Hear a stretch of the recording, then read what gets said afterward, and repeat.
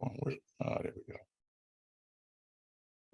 And Michael Knight, good morning. How are you? It's a little after 10 o'clock, 10:13, actually, to be exact. So it's time for our 10:10 show. It is time for it. You can say that. And good morning to you, New York, Vinnie, and Seattle, Washington. Good to see your smiling face once again. And here we go with another Monday, Wednesday, Friday, Mikey and Vinnie show. That starts at 10:10 every day, unless it starts at 10:13 or 10:20 or sometimes 10:09. We're in our older age, we've become freed up of time. Like Burns and Allen, we're past anything that can be considered cognitive. Right. Time means less to us now than it did at an earlier stage in our lives. That's right. It is our comedy team Wednesday, and today it's George and Gracie. There they are. What a pair.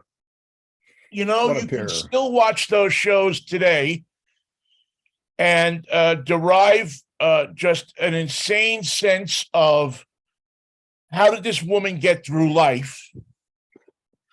How did how did everybody around her survive? And how was she so funny? You know, her and George's sense of comedic timing was maybe the best we've ever seen. It's always great when George has an idea and Gracie looks at him and goes, "Oh, George." And, you know, here it comes. Here comes the non sequitur. Here comes the explanation. Here comes the story about her brother. Here comes something from the great outdoors, from left field. And she made it work every time. And she did it in this never dismissive way. She was loving and kind to George, even though her love and kindness made no sense to the rest of the world. She was one funny person. And she was always the calm in the center of the chaos that she created. Yeah.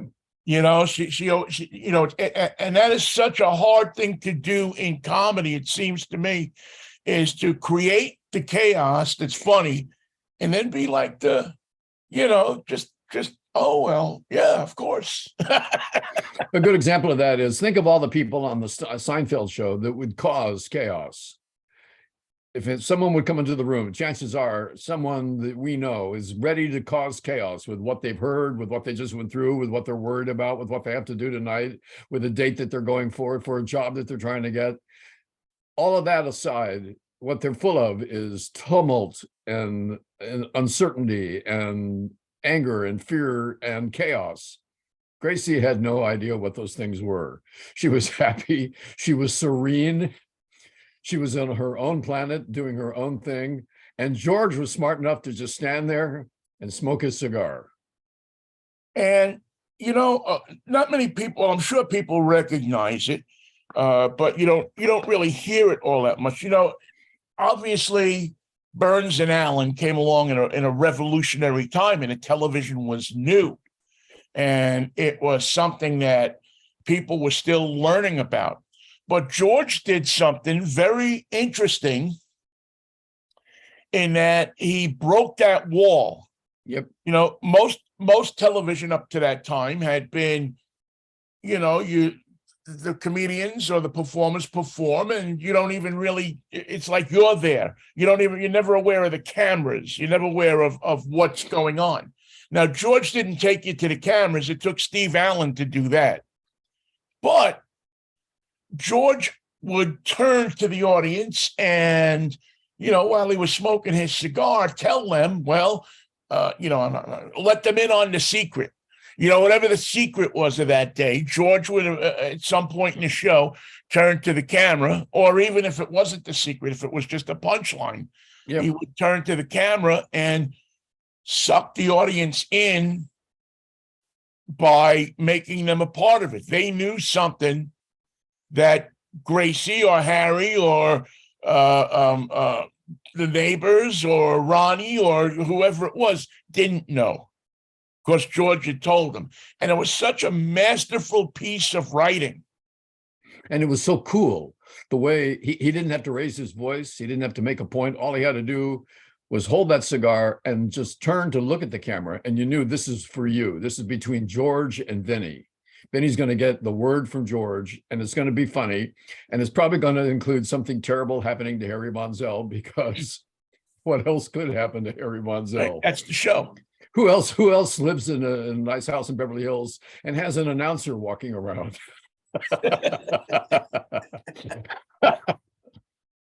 Vinnie, where's our announcer? Where's our announcer, please? In the Bring him kitchen, on. we're making a ham sandwich. Why? Well, because that's what he does. That's what Harry Von Zell does. And yeah, it was just such a masterful, I don't know what you would call it, the writing room, the writing crew Oh yeah. were just so masterful, and did things in an infancy of a medium where nobody had yet quite figured out how to do anything. And you know, so many shows were going with a pace, bang, bang, bang, faster, faster, next thing, next big thing. George and Gracie were going at a life pace. Everything was cool. Nobody was in a hurry. Nobody was verklempt. Nobody had to run to the store. You didn't run anywhere. Everything was cool over at George and Gracie's house. Now her brother is coming, and there's something is amiss, and something is a mess, and the birthday gifts are all missing. But that's going to be taken care of because Gracie's going to work on it, and George is going to let her. George never said, Gracie, that's the dumbest thing I've ever heard you say. Don't you know that's never going to work? No. No, said, he "Well, let it tell- happen. Tell me more about your brother. Which brother?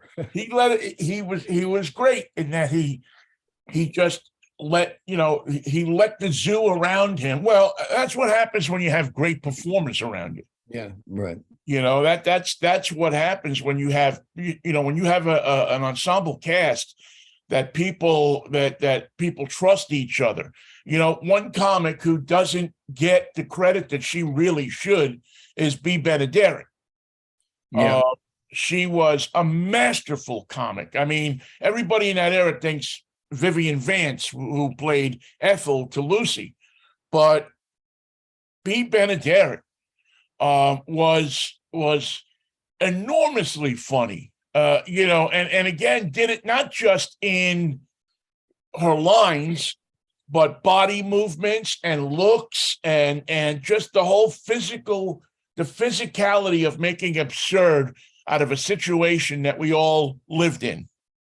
And isn't it funny that the schlemiel in so many cases in early television was the announcer? Who was Groucho Marx's schlemiel? Who was his go-to guy? Fenneman, yeah. Fenneman. In fact, that's all he had to say. Some of the guests would say, and that's all I know about that, Groucho. And Groucho would look at the camera and say, Fenneman? Now, you didn't know what it was going to be. Something that Fenneman didn't want to do. And George and Gracie, the same thing. Harry Von Zell, we'll get Harry to do that. I'm trying to think of another show that used in that time period, in that era, that used the announcer as a huge part of the show, because Danny Thomas didn't do it. No, when he came along, but he used the writers. Yeah. He had Sid Melton and Pat Carroll, and he used them as his foils. Don't invite both those guys to the same Thanksgiving. I'm just telling you, it's been done. You'll never get to eat. Okay, Yeah. Don't do it. And of course, the Dick Van Dyke Show used the boss, really, not their immediate boss, the intermediary boss, not Alan Brady, but Mel Cooley, played masterfully by Richard Deacon, who just, who was, and while Dick Van Dyke was hilarious on that show, you look at the interaction between Maury Amsterdam and Richard Deacon, Buddy Sorrell, I was just going to mention one. And I was seeing Maury's face. Yeah. And what did Maury do? I mean, you couldn't ask him a question because you were going to get it. I mean, if you needed an answer, don't ask Maury, because he's going to give you he was just a wisecracking, he was that wisecracking New Yorker. Yep. He didn't have trouble writing because he just wrote what he was thinking. Right here. You write this down. And suddenly I turned. And it was funny. So, you take people into the writer's room. But it seemed like, and I'm trying to, like I said, I'm trying to think of another one. And my knowledge, I mean, I know a little bit about early TV, but just a little. But I don't know if there was Truth, another show justice, that used the announcer in the same way that Groucho on the game show, or George and Gracie used the announcer, because of course you had to have the premise that they were in show business. If you were a truck driver, it probably made no sense to use an announcer as your foil, because your announcer is riding shotgun wherever you go. Hey, we're 80 miles out of Denver. That's right, Bob. About 80 miles out of Memphis. Let's go back to Bob. Brought to you by Belt. Who really developed the using of the announcers was the late night talk shows. Yeah. And the game shows, in some respects, you see it much more now with The Price is Right and Let's Make a Deal than you see it with anything else. I mean, in essence, the announcer on Let's Make a Deal is a huge part of the show.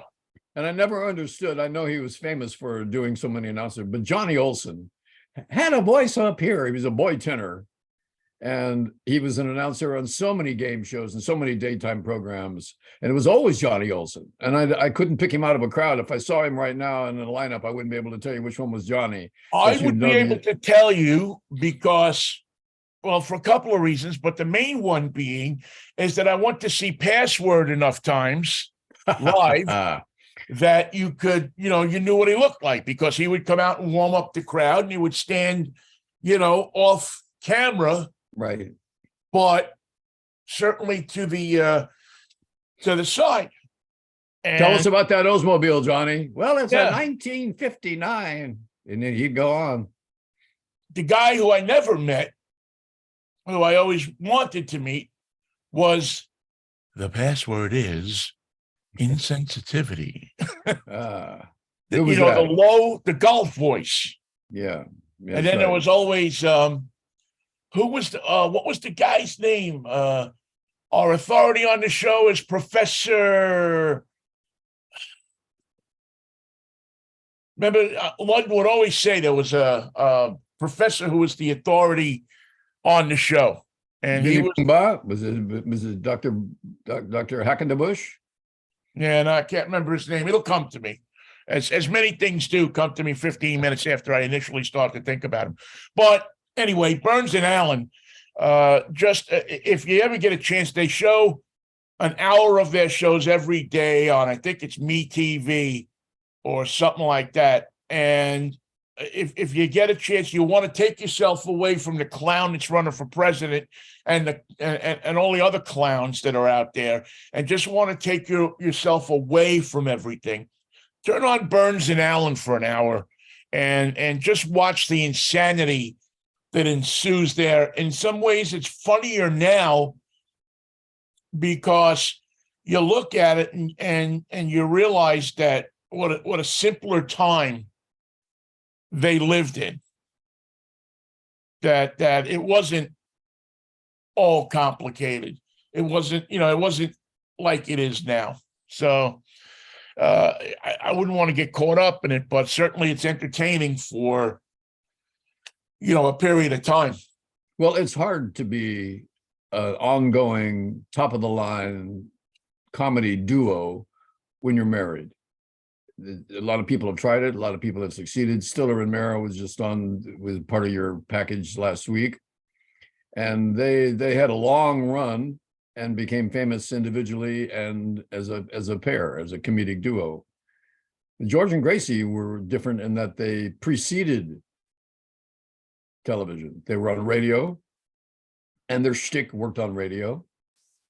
Just like Jack Benny. You couldn't see Jack Benny, but Jack Benny's shtick worked on radio. You couldn't see Rochester. You couldn't see him start the car or try to start the car, but it never started. It was just one of those running gags. Let's get in the car. Let's go. Well, hold on, Maxwell. Boss. That's what he drove. He drove a Maxwell. Hold on. She's been acting up today. And yeah, you know, again, those comedians also came out of vaudeville, Exactly. which it's a shame we don't have today. You know, if anybody had some moxie to them, they would revive vaudeville. They would come up with a 10 theater circuit, The variety show. the variety show, where you go and you spend I don't know, 10 today it would probably be $20 or $25, and you go see and 10 you sit acts. at the theater for 8 hours and just keep rolling the acts out. And you get a little bit of everything. I always thought that would be, I mean, I don't know if people's attention spans would, and I guess you do have kind of a vaudeville and YouTube now where people can put anything on, but those days must have been really cool because, you know, everything had to be live. You went out there every night and did your act, and the best acts were scouted and either brought to Broadway or to radio. When radio started. And can you imagine doing your act, that those same jokes, the same commercials, the same breaks, the same costumes, your entire career? I mean, it boggles the mind about what that would be like. But that was the life that they lived. Yeah, you did it from town to town. You got on a train and you went from Boston to New York to Washington to Philly, out to St. Louis, up north, up north to Minneapolis. Every city had more than one theater that booked vaudeville acts. And people went in there and they sat there the whole day and they were entertained. You could go after work. Now, what does that mean? Get 5 or 6 acts. What does the word vaudeville mean? I wonder. It's like a city, right? The ville is the city. Yeah. Yeah. You know what? I've never kind of thought about what it means. But it sounds slightly has a little French. Has a little French to it. And the question will be, why is it called vaudeville? And the answer is, according to Google, it's derived from an old French term for a satirical song, vaudeville, which is a reference to the Vière Valley of France, where the songs originated. In the United States, vaudeville acts perform variety shows using music, comedy, dance, acrobatics, magic, puppets, and even trained animals. I was thinking, where's the Russian circus of trained cats?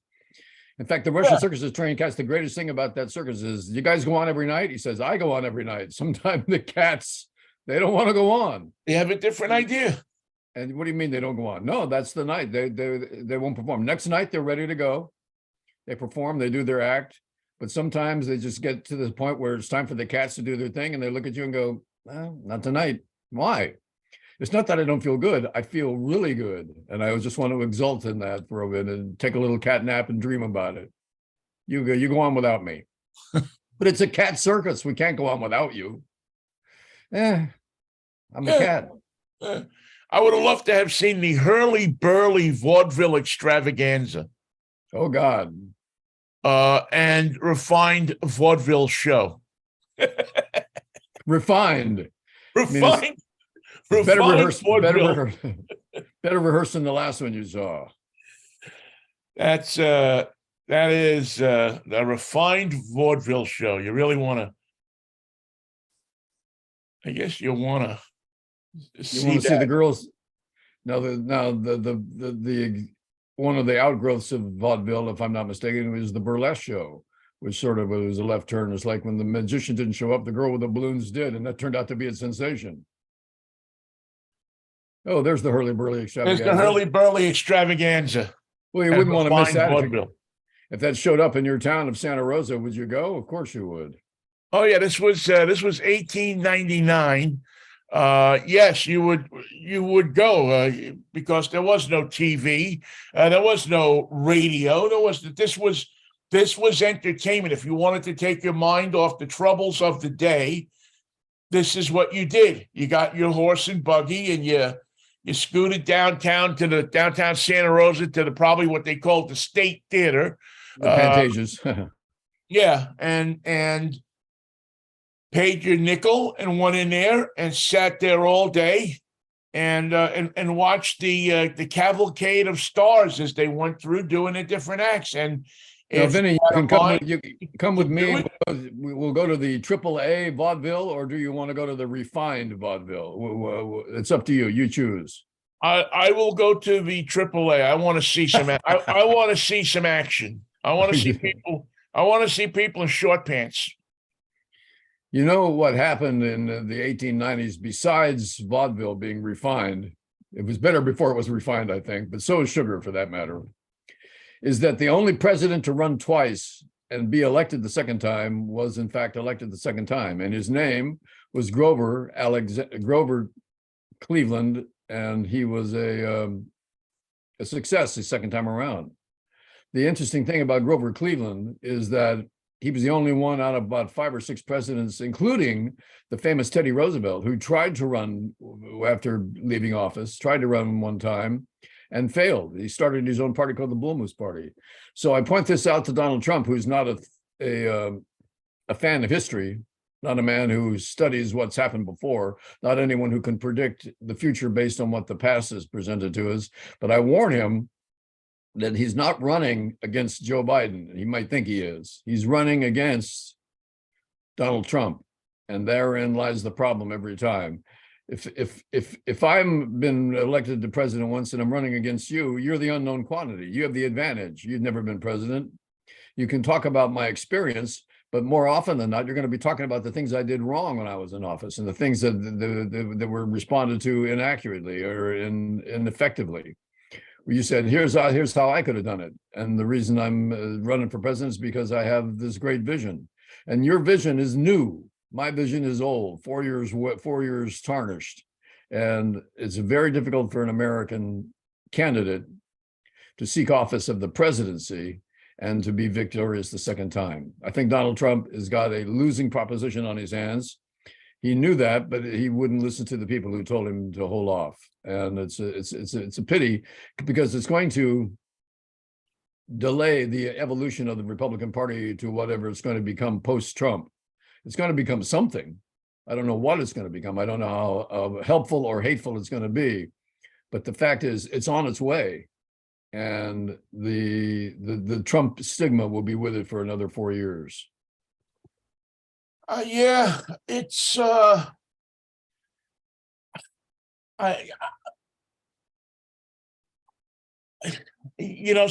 you're at a loss for words when you see some of the stuff he does. I don't think he has much of a chance of getting elected. I won't say no chance, because this guy's like a cockroach. You step on him and you think he's squished and dead. And all of a sudden, that night he comes back and he's back in your refrigerator looking to eat your cheese. He likes cheese. He likes cheese. So I'm not going to say that there's no shot. He doesn't have a shot at all. But when will the country be rid of this guy? He's such an injurious influence. He brings such pain to so many people, at the pleasure of 20% of the population. It's like every time now you turn to look at CNN, his picture is up there. He seems to be the only thing that CNN can talk about, because CNN gets ratings. His picture, his image gets ratings. Ooh, turn that up. It's about Donald Trump. Let's turn that up. Exactly. Pay attention. It's about Donald Trump. Switch to CNN. They don't get reaction from school shootings anymore. They don't get reaction from disasters even anymore. The shots are old of the guy standing there with the wind blowing, the tree hitting him, and he's standing in his pinky waders. It doesn't elicit a response from people. They look at it and go, but Trump gets a response to what they're doing. It gets people to pay attention to the screen, whether you love them or you hate them. You know, it's almost like, what idiot thing has this guy done now? I wonder Or- who do you think his vice president's going to be? Will he actually choose one, or will the party choose one for him? Oh, I don't think the party's going to choose anything for him. I think he's in clear command of what he wants to do right now. So this is his Waterloo. What he's preparing for really is his big finish. Because two things are probably going to happen. He's going to have an ineffective campaign with a poor choice for vice president. And during his campaign, here comes the Department of Justice. Well, I'll address that in that I think the person that he wanted and was hoping would be his vice president couldn't even get elected governor. Kari Lake. Kari Lake. I think that's his ideal second. And for his base, she would be, because she's attractive. She's into, depending on your perspective, she's into the conspiracy theories. She lies like him. And she, you know, people are going to look at him and her and go, well, you know, they'd make just a fine couple to run this country. I'm a tough guy, she says. I'm tough. I'm hateful. I'm just like him. I'm a tough one. You can count on me. She don't know what tough is. Not tough enough to get elected, though. No. Not tough enough to fool the people of Arizona. And let me tell you something, there's a lot of people there who could be fooled very easily. They have more idiots in California. Per capita. The mere fact that she didn't win her race tells me that either the people of Arizona are wising up, which I wouldn't place a lot of credence in, or that she was so bad that she couldn't get them to buy her bullshit. She couldn't get them to buy what she was selling. And that's pretty bad. That's pretty bad, considering she was a professional bullshit salesman on television for years. Right. I mean, she couldn't get Arizona to buy what she was selling. They did a rare thing in Arizona. They saw through her. You saw me on television every night at 6 o'clock. Then I was lying to you. I was lying to you every night because of the mass media, mainstream media. I was part of it, and I was lying to you. But now, right now at last I can tell you the truth. And I think she was presented with a problem that any media personality is going to be confronted with these days. How could you think that then and think this now?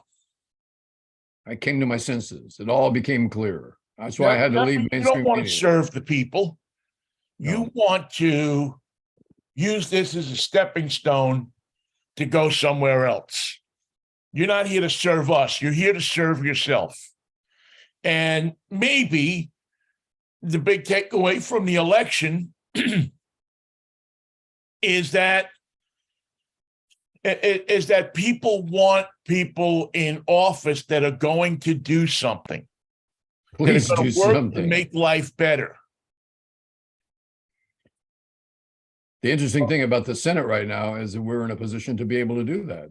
It's fascinating to see how many elements of legislation are going to be going to the House of Representatives, having already guaranteed to pass the Senate, leaving only the House to find people who will fall away from the party line and vote sensibly on behalf of the American people. It's going to happen. The pressure is going to be there because there's going to be no national leader to tell them otherwise. Right. And the party, even that's in control, the Republicans in the House, is a split party.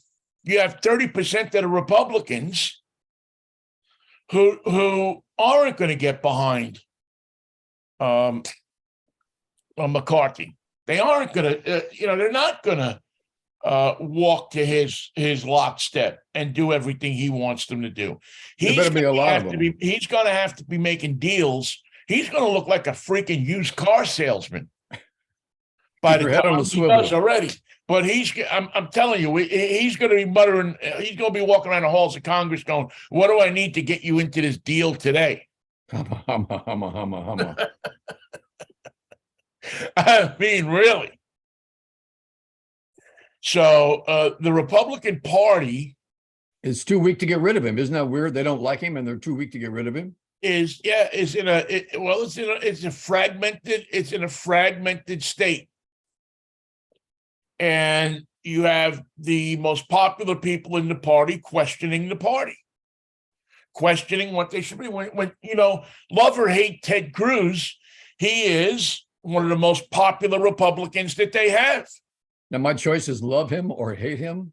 And when you stand in front of your office and start to question what your party's doing, people don't want to see that. You can question it, but when you start to take it out into public, you're making a mistake. Isn't his father the one that killed John F. Kennedy?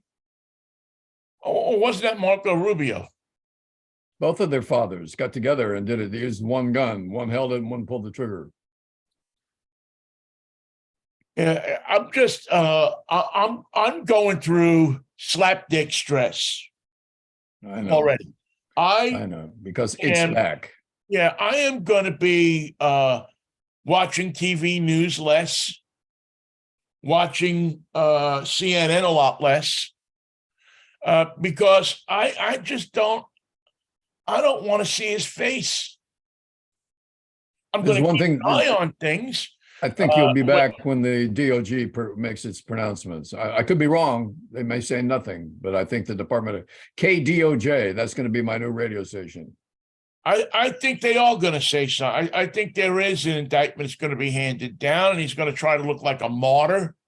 And he's going to tell everyone, I'm amazed that anybody believes his line anymore. I'm amazed that he can stand up there and get people to, his wife doesn't even believe him anymore. Yeah. Actually, really, to be honest with you, I don't think she believes, I don't know what she believes. I don't think she believes that he should be president. I can't imagine she wants to put herself through that for another 4 years. No way. She didn't look happy one day that she was in the White.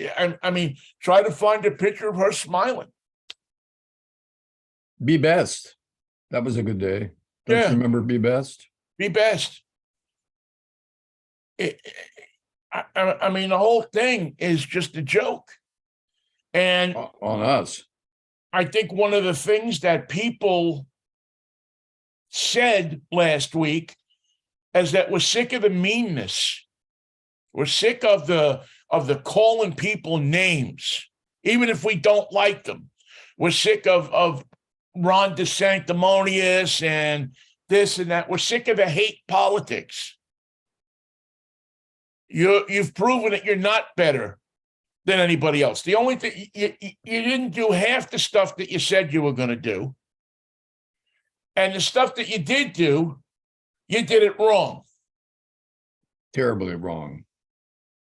And you're probably personally responsible for 1 million people dying in this country. Conservative estimate. Because you dragged your feet, you dawdled. You didn't want to admit that there was a problem.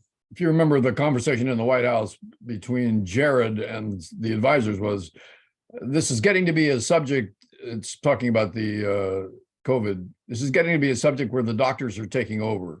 The doctors are turning out to be the authorities. We have to get the president to become the authority once again.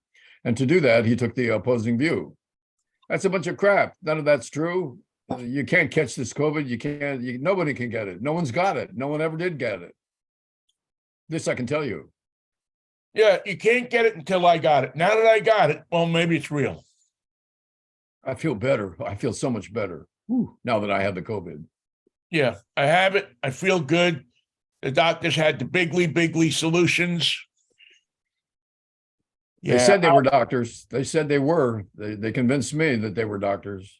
I'm just I'm just sick of Trump, man. I'm sick of it. I'm sick of, and what it's going to do is it's going to, I think, going to really hurt social media, because you're going to come to a point where you don't want to go on Facebook. And now's the time when Twitter is in the Twitter page. It's a mess. Yeah, the 30% or 20% of the people that still believe, let's call it 25 for the sake of argument, post 90% of the crap that's on Twitter. And it comes to a point where I'll be able to get along with that. I'll post my car stuff and we'll do our show on Facebook, but we're going to move our show. We're going to go over to a different platform. And if people want to click in, they can click in. But I think that I'm just, I'm at a point with social media where I don't want to argue with people. Not anymore. We've had that argument. Yeah, I did that for 4 years, 6 years. If you can't figure out that Donald Trump is not good for this country, then it's not my job to educate you. It's not my job to show you.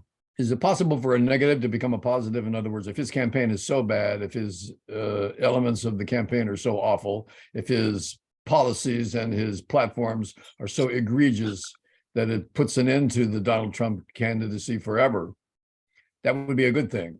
But to get there, we're going to have to go through a bad thing, the Donald Trump candidacy itself. Well, I don't think that. See, it's a cult, Michael. It's not a political movement. If it were a political movement, like Joe McCarthy was a political movement. So when McCarthy was proved to be wrong, when McCarthy was proved to be just really somebody who was in it for himself and that's it, when Roy Cohn was exposed, the movement died for the most part.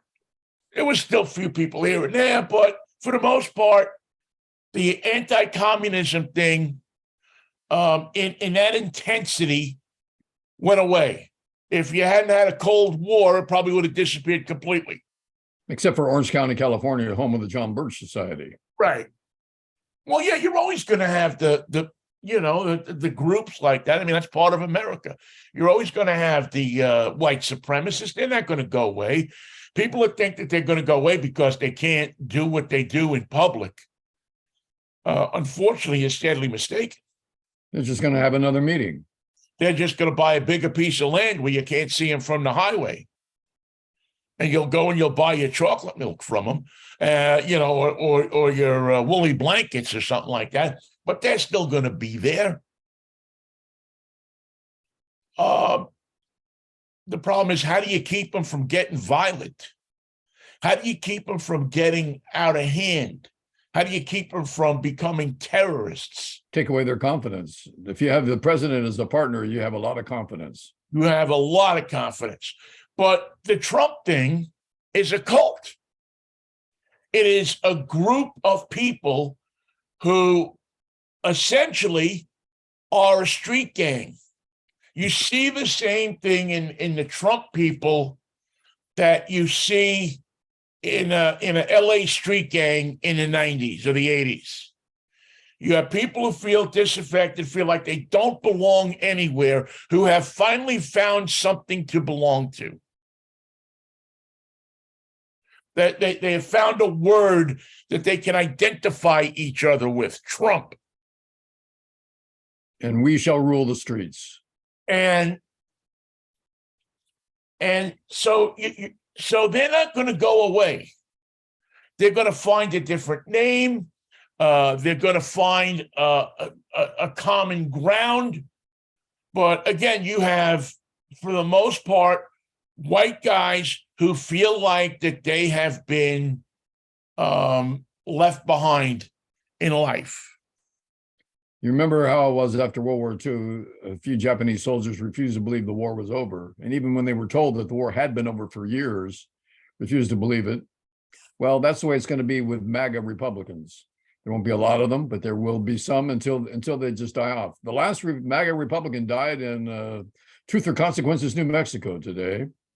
Couldn't deal with the truth. And that last guy out of the Philippines, like 1965. And he was pissed off. He was still at war in his head. He was shooting at him when they were coming. We're bringing breakfast. Pew, pew. Yeah, I mean, and I think that's what you have with a lot of these Trump people is it's not going to, and they're still going to, because they're not going to not be mean. They're not good. They've been enabled. Freed. They have been,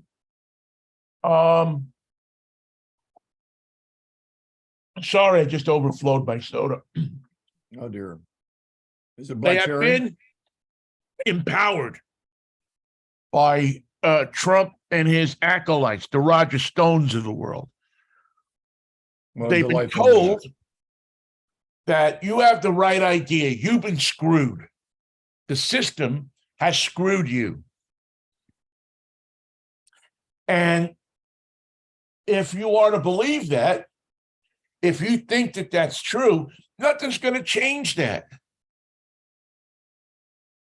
The Italian guy on Staten Island who didn't get a job with the city because he thinks that they gave it to some black guy instead of him, when Trump goes away, is still going to be pissed off.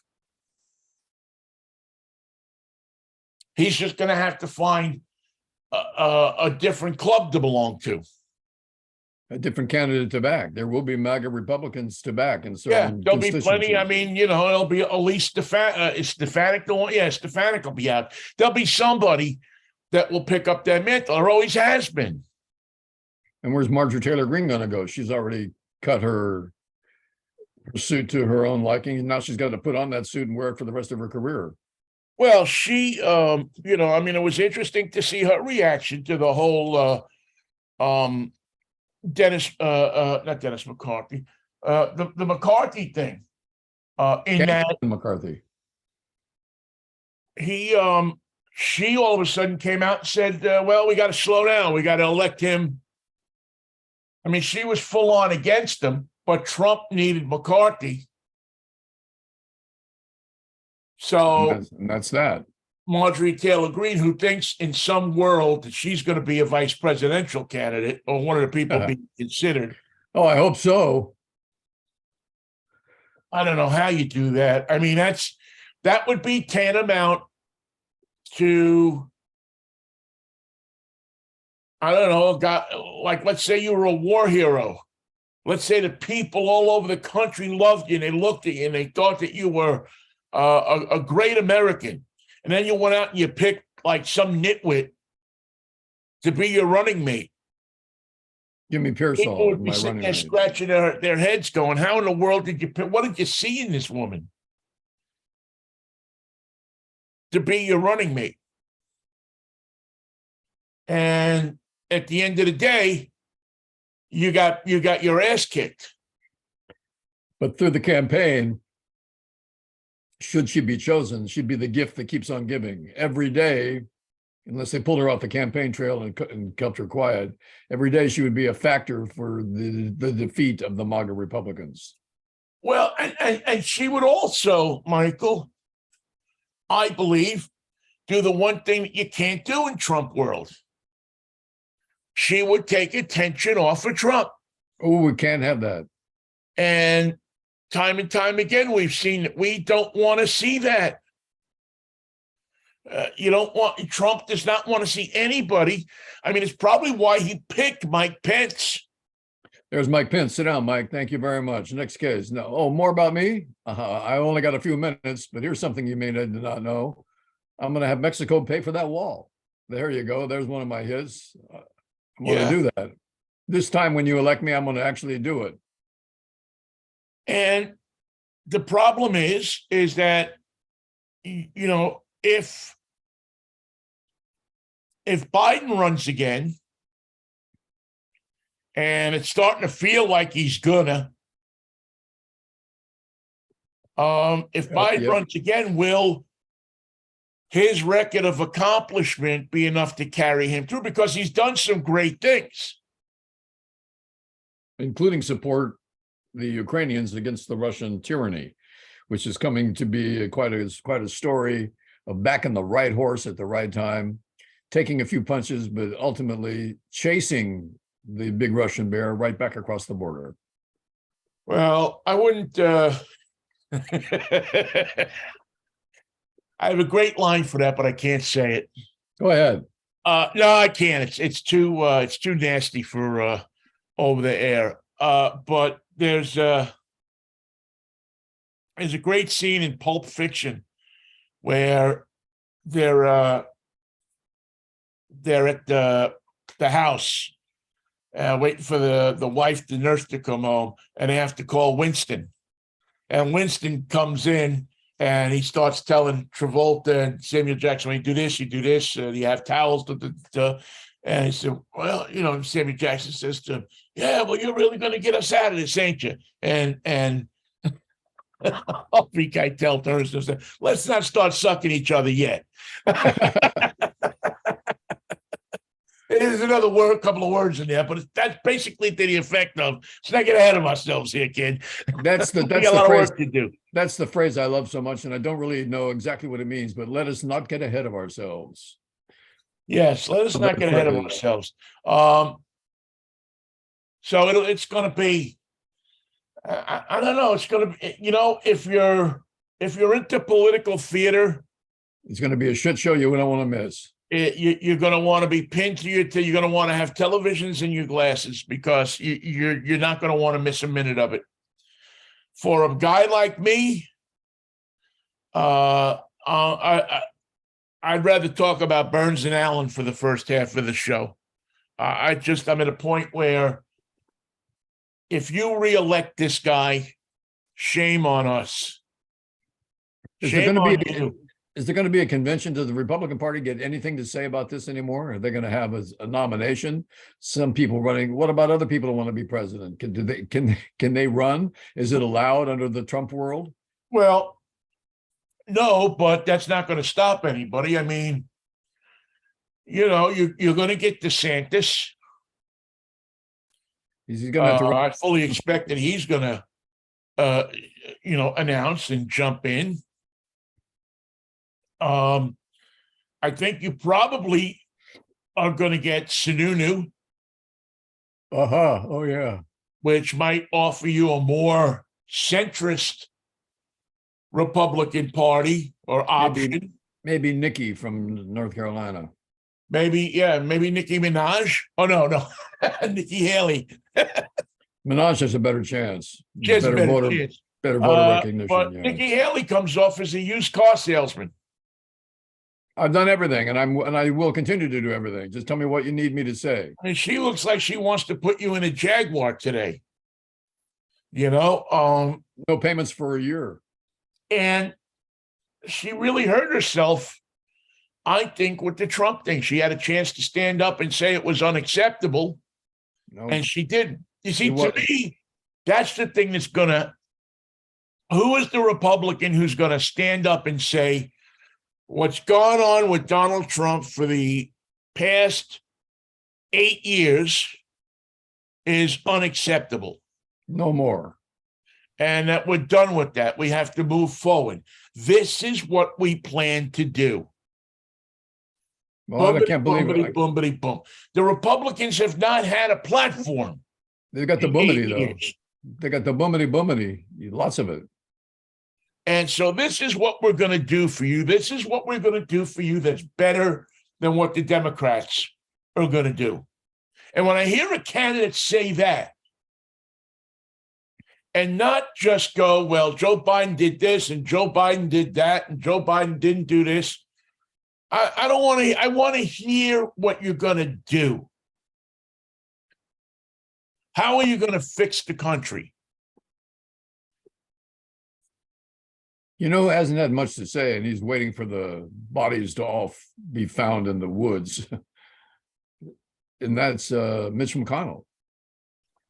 He's Oh, just he just lost the Senate, so he doesn't have too much to say because he likes gathering his Republican senators around him and telling them that they're going to vote no on everything. well, he was just reelected to the House To the Senate. to the Senate 3710. He was reelected. That means he's got 10 disgruntles out of a house of of 50 Republicans. Well, they can vote again sometime. See how they feel about him later in the day. Well, that's the thing that McCarthy's got to face down in the House is that they want to change. He's going to have to accede probably to certain rules changes, which means that they can vote him out at any time. Did you ever think in a million years that you'd miss John Boehner? He ankled on the job and became an investor in medical marijuana. Did you ever think that you'd say, wow, I missed that guy? Imagine hanging out smoking a joint with John Boehner. I'd go to Ohio to do it. I would. That would be a unique experience. I would do that in a flat out minute.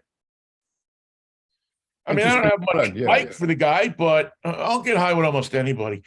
Well, he's out of the business because he just couldn't stomach it anymore. And he had no idea what a premonition he was having. The whole party feels that way right now. Well, there's a lot of those guys that decided that they're trapped still with no other choice. Here we are this far into the game, Vinnie, and they don't have a plan B. They just have a plan T.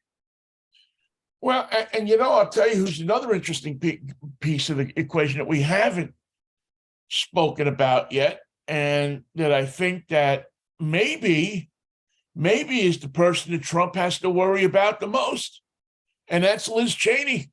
Yeah, eventually, yes. Eventually, you're absolutely right, because she's not going to give up being a Republican. She's not going to give up being a Republican, and she's not going to give up on her dream of being president. I think she wants to be president. Well, and she's got one thing on her side. She's right. She's right. Yeah. And I mean, you may not agree with her politics, but right now you're not agreeing to politics as much as you are agreeing to somebody, trying to find somebody who's honest, or as honest as the president can be, who is loyal to this country, who can maybe drag this country out of the malaise. And can you agree that someone is rocking the boat? This man is not helping. He's rocking the boat. Can we please get a steady course? And you could probably see her getting a lot of traction. I know I would. I'd have to think about, and even though I don't agree with her politics, she did a very brave thing. She made a sacrifice.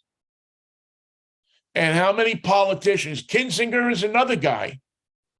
And you have to think that if Liz Cheney wants to run for president, that her old man's going to help her pull out every possible plug he can to help her get there. And we all know that. Brought to you by Halliburton. Yeah, that Dick Cheney can pull a lot of plugs if he wants to. Well, I wonder how many of his contacts, old ones that they may be, are willing to stand up against Trump right now, when if you let him go for this election cycle, he will in effect end his own career. He's done it remarkably well so far, but I think in a legal sense, it's about to come to an end. Well, yeah, it's really Trump showed what a party guy he was, what a party loyalist he was in this last election. As he kept, they raised a ton of money, his PAC, and the money was supposed to go out to these candidates in these tough spots. Not so fast. And all of a sudden, now the money's in the Donald Trump for reelection campaign. Remember, it's the Republican Party that was paying his considerable financial exposure for lawyers' fees. Up until today. Now they can't. It's now illegal. They can't. As of last night, whenever he made that announcement, And one final thing, Michael, because I know we're getting close to the clock here. To a Freaky Friday. Was it me, or did he look sick last night? He looked quiet, not a focus. He wasn't pumped. Yeah, I expected much more. I know we got the speech about how the country is falling. We got the dark America speech. I'm a victim. That I can tell you. I am a victim. Yeah, we're all victims. We're all victims of either circumstance or whatever. And the Democrats can't do anything just because your insulin is now $35 a month, and just because your health insurance premium has gone down, and just because they've turned around inflation, at least started to. And just because in the height of the pandemic, we came through with the payments for you. Right, because while the pandemic was going, we issued so many fraudulent checks to so many fraudulent people that really we kept the economy going. As a matter of fact, we actually caused the inflation by putting too much money into the system. If you want to know why the Los Angeles Lakers can't win, it's because they got $20 million of illicit money, and that's why they can't win. That's why they can't even pay the players to win. Right. And if you want to know why your waiter is a little slow at Ruth Chris Steakhouse, because they got $10 million. One of the most profitable restaurant chains in the world. And it's not much of a menu, folks. It's a very limited menu. But boy, oh boy, they're still in downtown Cleveland. They're probably still in downtown all these Seattle. places that make money hand over foot. And a lot of people that didn't make money. How many people do we see that basically defrauded the government? You don't have enough jails to hold all of these people that basically went and said, oh yeah, I'm a business. I deserve $1 million, and they just sent it. Send me the $1 million now, because I make great tests for the COVID vaccine that don't work. And People are really honest. I mean, Americans wouldn't be dishonest. Oh no, Vinnie, no. You're talking crazy town here. My only regret is that we weren't smart enough to do the Mikey and Vinnie Broadcasting Company and us get $500,000 apiece out of the deal. I'm going to need more than that, Ben. I think 20 million is not too much to ask.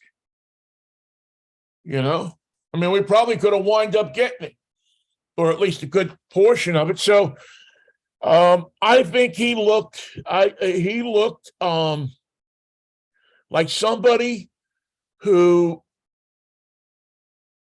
was going through some motions last night. And maybe he was just sick, maybe he had a cold, maybe he was hungover from his beautiful daughter Tiffany's wedding. Who knows? Ladies and gentlemen of America, stop naming your daughters Tiffany. Just stop it. Yeah, really, please. No more Tiffany's. We don't need another Tiffany. And there are a lot of other names. Ethel the Pirate's Daughter, for instance.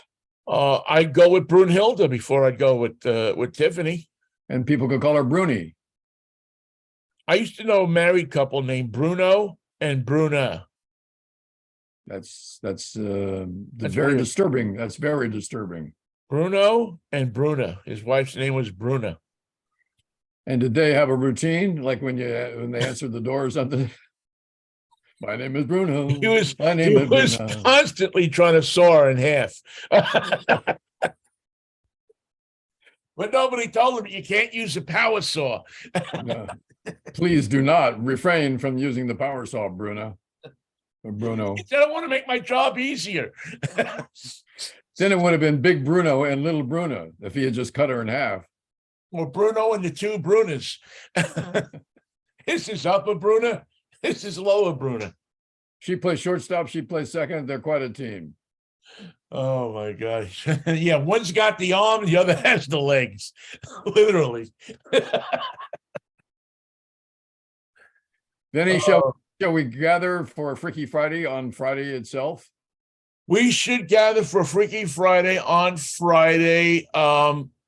By the way, the Mariners, I just want to acknowledge this. made a trade this Outfielder, morning. Hernandez, 2 pitches for Hernandez. Yes. Teoscar Hernandez goes to the Mariners. And it'd be interesting to see how this all plays out. But I think this is one of those deals, Michael, where both teams get what they needed. The Blue Jays needed some relief pitching. Their And they got bullpen some. was not the best in the world. And the Mariners needed a bat desperately. Don't we all, man? Don't we all? They needed somebody that could hit the ball. And I think that that both teams, this is one of those trades where it looks like both teams will get what they need. The Giants got their left fielder, Jock Henderson, to accept their offer. He will return to the team. He was their best hitter last year, even though he was positioned in the outfield where he didn't play against left-handers. And it looks like they've said goodbye to their third baseman. Damn, I've forgotten his name.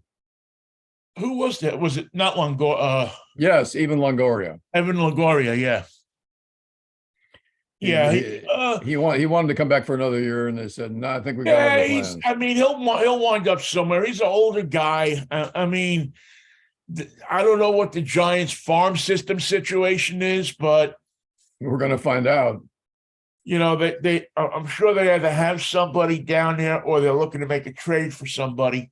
But the responsibility of a third baseman nowadays, Vinny, is power. Plus, you got to be a great infielder, but you must provide power at the bat. Well, it's always been. I mean, come on, back when we were kids, you know, you go back and you think about your great third baseman, and they always supplied you with power. Joe Torre, Mike Schmidt. You know, there was always pop. You had to have power on the corners, first and third. You always had to have, you know, those were because your shortstop and your second base were usually lighter hitting, great fielding guys. You took less hitting and more of an ability to play good defense up the middle. And we got away from that for a while. You know, for a long time, shortstops became kind of the power hitters. Oh, yeah. In the infield, you know, your Omar Garcia Paris, your Alex Rodriguez's, you know, or the second basemen in Robin Yount. Those were guys that the club relied on. But over the past few years, it looks like we've gone back to a lighter hitting shortstop that can play. You're going to need defensive shortstops now because you're not going to be able to put the shift on anymore. No more shift. Thank you very much. You can Shift take that. is gone. Which I don't know how I feel about that, to be honest with you. Well, can't you shift a little bit? Isn't there a modicum of shifting allowed? A little bit of shift. I think you can go to first to third, but you can't go into second or fourth. I mean, I'm always of the thought that with the shift, if you're a major league hitter, you ought to be able to hit the ball where they're not, where they ain't. Hit them where they ain't, right? We Willie Keeler. You know, part of the art of being a hitter would be to see where guys are playing you and hit it someplace where they're not playing you, whether they had the shift on or the shortstop was just playing cheating over towards second base. And if you can't hit where they ain't, we'll find someone who can. Yeah, but nowadays, I can't hit there. Oh well, let's not let them go there. You're right. I don't know. You know, baseball is changing. I don't know that all the changes are for the better, to be honest with you. Well, the Smokey Burgess rule is a thing of the past. We can remember it fondly, even though we did not experience it in a fond way. Yeah, we didn't experience it in a fond way, but you know, baseball will be better for that. You're supposed to earn your way on base. Nobody's supposed to give you anything unless you can't. You know, you earn your way on base in a walk by being able to judge where the pitch is going and not swing at it if it isn't going where you think it's going. It's a daily double. Hey, you started second base. Well, how did that happen? Well, we spin the wheel in the third inning and in the seventh inning, And we will start that way. You got yourself a daily double. And while I'm complaining, can we get rid of this? What is that? What is that umpire signal? Walk. Don't throw 4 pitches, just walk. I'm sorry. I like seeing the pitcher throw the 4 pitches. And I really like it and really enjoy it on the rare occasion where a batter says, you know what? I'm going to step into this one. I can hit that baby. Or the pitcher says, well, I didn't sign a contract to say that I was going to throw him 4 balls. No. Let me put 1 or 2 down the middle. Strike. Oh, I love that. I've seen that more than a couple of times, and I think it's great. It's great theater, if nothing else. You know, I mean, you're just seeing something you don't normally see. You're seeing somebody fake. It's like the fake punt in football. You're faking the guy out, man, and he's biting you. But, you know, in today's society, oh, you can't fake anybody out. Oh, no faking. We're going to be genuine idiots. No stealing the signs, no faking. Now we have to have little radios in our helmets to talk to each other. And they don't work that well. It's going, huh? What? No. Yeah. Look at the blonde in the second row over the dugout. I haven't got which dugout. You got to be more specific. Well, isn't that your wife with the beer salesman up there? Again? I told him. Okay. No, I think it's a her. Same thing. How long will it be till we see somebody hear something like that and they do a Jimmy Pearsall, man? Climb the wall. I'm recommending Jimmy Pearsall run with Donald Trump. I think the two of them have something that they need. One needs from the other. I think you should try to get your Jimmy Pearsall in a large family size. Okay, Yasiel Puig. Let him run with now in a Trump. spray bottle instead of harmful propellant. All right, Mikey, we've gone from Burns and Allen to Jimmy Pearsall. And we didn't slow down once to make the turn. We just turned on the heel. We just barreled right through it. Oh, I found something out last night before I let you go. One more quick thing. I was watching live because I'm such an idiot. I was watching live at 1:00 in the morning. A pursuit through the streets, through Southern California streets. And Channel 7 was beaming live this pursuit of this guy who was, you know, he was moving, man. I mean, he was getting up to 110, 115 miles an hour on the street. Whoa, on the street. On the street. And then he got on one of the freeways, got on another freeway. So the clock ticks up to 1:00. And Mark Brown says, well, we'll have to catch you up on this tomorrow morning. Oh, no.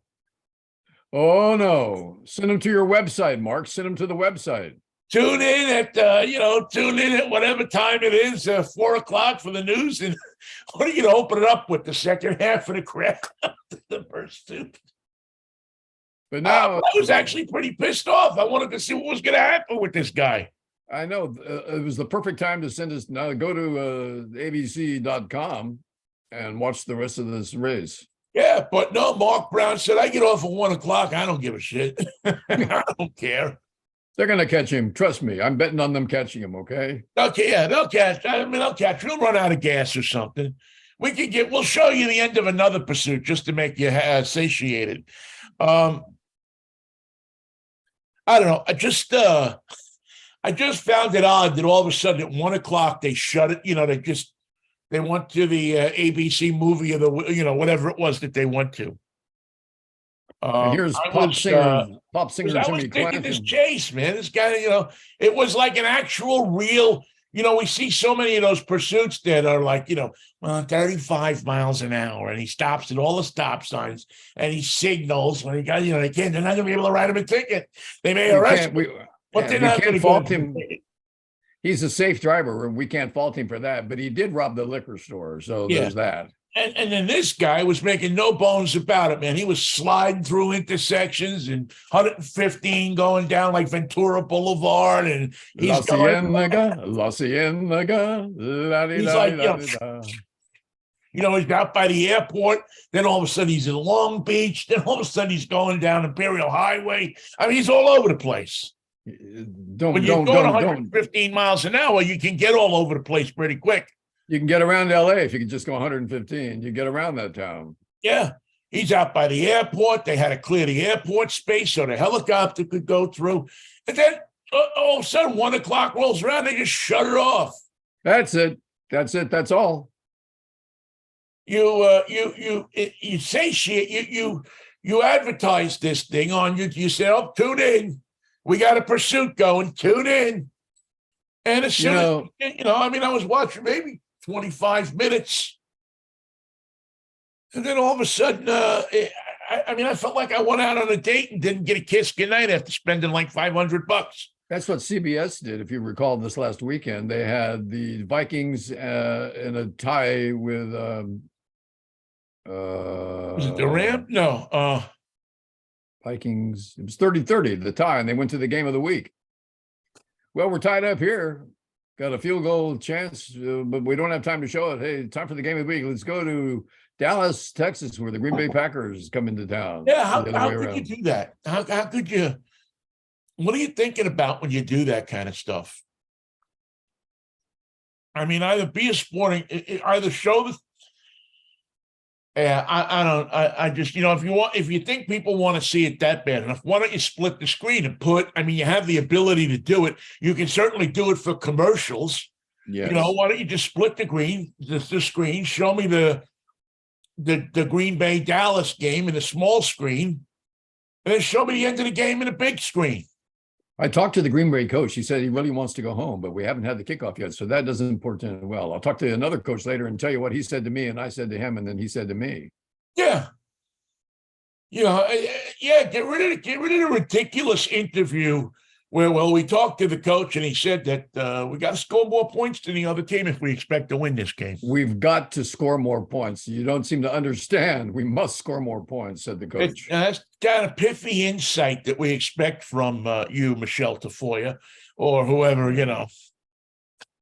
When I'm emperor, by the way, no sideline reporters.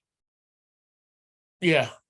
I really, they don't give me anything that a skilled announcer with a skilled runner and a skilled producer couldn't get. And also, when I'm emperor, no more Elon Musk. He can have a little job selling lemonade from a card table, but the card table must be able to be folded up and taken away at night.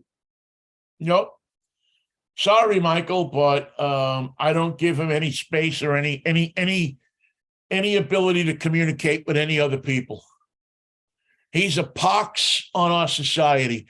Stuff him in a space capsule and shoot him off someplace. He fires the people that he needed to do the policing on his site, had to hire him back, and then the next day says, "Now here's what you have facing you for the rest of your career here at Twitter. You'll be working harder than ever, very hard, devoting yourself to the job, and if you don't, you're gone. I'm ready for my next big round of layoffs, and it's going to be you if I find that you're not a hard worker." I told him to pack that right up his tush.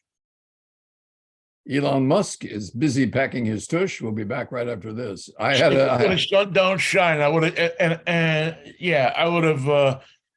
Most of the people that are working at Twitter probably have more money than they know what to do with. I think there's probably a lot of gophers there. But even the gophers make $100,000 a year. I talked with Coach Musk before the game. He said they really have to score more points this week if they're going to go anywhere. Yes. This idea of firing everyone at Twitter doesn't seem to be working for him. That's the whole thing. They have to figure out how to, no matter what. We can have injuries. We can have this. We can have that. You have to score more points. And we're going to go upstairs now to offensive coordinator Smokey Burgess, who is Smokey is still making his way to the broadcast booth. He's coming as fast as he can, but Smokey, come on, come on, come on, come on. Smokey. All right, man. I will catch up with you Friday if the Lord's willing, the creek don't rise. Mikey, Yes, peace, love, and Manischewitz, baby. that's my favorite wine. Why didn't you ever mention that before? I don't know. What a wine. I was slacking on the job. See you Friday, Pally. See you Friday. All right, bye.